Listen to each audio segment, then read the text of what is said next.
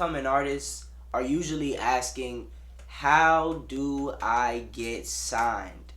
What do I gotta do? Who do I call? What do I like? What's the procedure?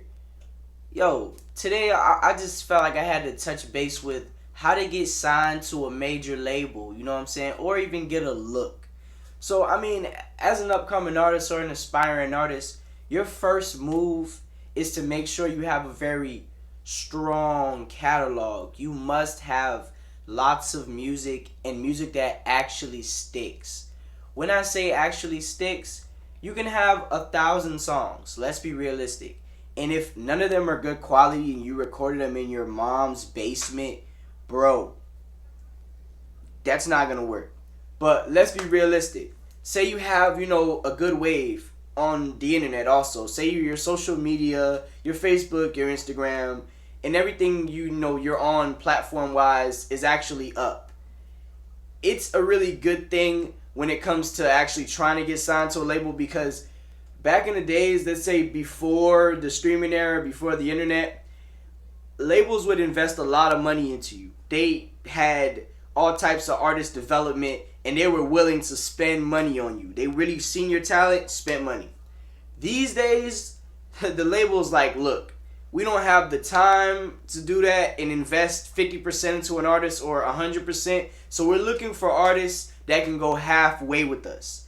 AKA, if you already have a following, even a slight following, you know what I'm saying, on social media, whether it be Twitter, Facebook, Instagram, or whatever, even TikTok, yo, the labels are coming right to you. You know what I'm saying? You may reach out to them. They may already know you. So it's a sense of building your brand beforehand. You know what I'm saying? Before you get into anything, before you say anything, before you do anything, your first move is to establish a brand. And not just any brand, a brand that just pretty much is full circle with the music and the person, who you are as an artist and what you're expressing. So, for example, like Wiz Khalifa.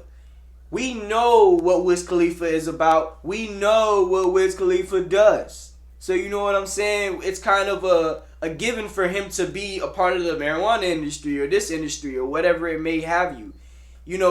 When it comes to making music, that is a whole different discussion. But labels are looking for somebody with an established fan base and just somebody that has this music shit already going on. Labels are no longer looking for an artist that they are going to develop. They don't need that. They're not in search of anything like that. But not to say that you can't still get signed if you're a developing artist. You still can get signed.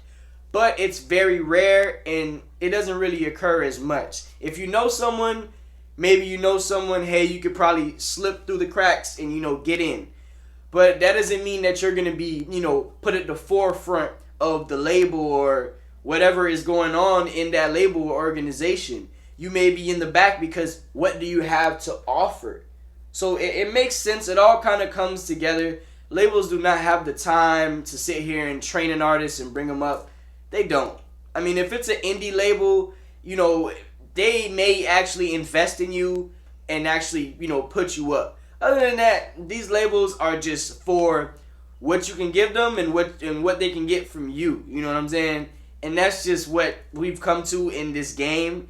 And if you are trying to make it as a major artist, don't get me wrong. Signing to a label is a very smart idea, but it also is not the best idea, because if you're already 50% of the way there and you're already halfway to the bag or you're making money already, depending on what your goals are in this industry and in this game, that'll dictate where you want to go. Do you want to sign to a major, or do you want to stay independent and just, bask in your own success? And in this streaming era, I definitely know for sure, and I believe that staying independent is probably the best move in this game. Because why would you? I understand if labels can get your foot into different doors and get you on different playlists and, make you a bigger entity. I understand that full-fledged, but if you stay independent, the chances of you being rich on your own is very high, because if you've gotten this far, why can't you get any further? You know what I'm saying? It's a pretty give or take kind of game, like industry. I find it weird sometimes, but at the same time, I definitely dig people that actually just like, yo, I'm not signing to a major. If I am, I'm signing a distribution deal, which you always should. Distribution deals cannot hurt you. They can only help you. When you go ahead and sign and give away your royalties, your masters and whatnot, yo, you are just essentially hurting yourself. This is a 360 deal. Let me put it in terms. That's a 360 deal. When you're giving them everything, you're touring, your merch, it's like, yo, who wants to be like that? You want to be independent. You want to be a boss when it comes to making it in this industry. So all in all, overall, I feel like the best way to break into the industry is to work on oneself, work on your craft, work on your relationships. The music industry is 50% relationships, 40% business, 10% talent. FYI, you know what I'm saying? It's not all about how good the music sounds, because clearly we see a lot of rappers that are not the best at what this is. Like, they're not the best at hip-hop. They're not the best at rapping. They're just really good at business and good at marketing themselves and, you know, showing off their brand and just doing what they have to.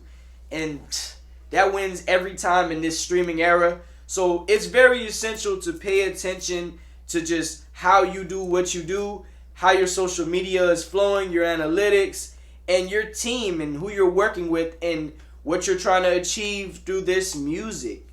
So it all comes down to the person and, you know, their true desires as an artist, and what you want to accomplish. You know what I'm saying?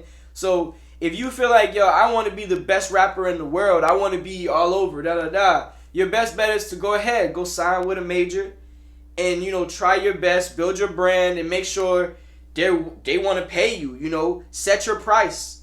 And if they feel like you're worth it, they'll pay you that and then some. And then from there, you know, you take it to wherever you're trying to take it to. It's been your boy Suave the Wiz with the Medicated Educators. Another segment of Let's Break It Down. Thanks for stopping by. You are appreciated. I'm out of here.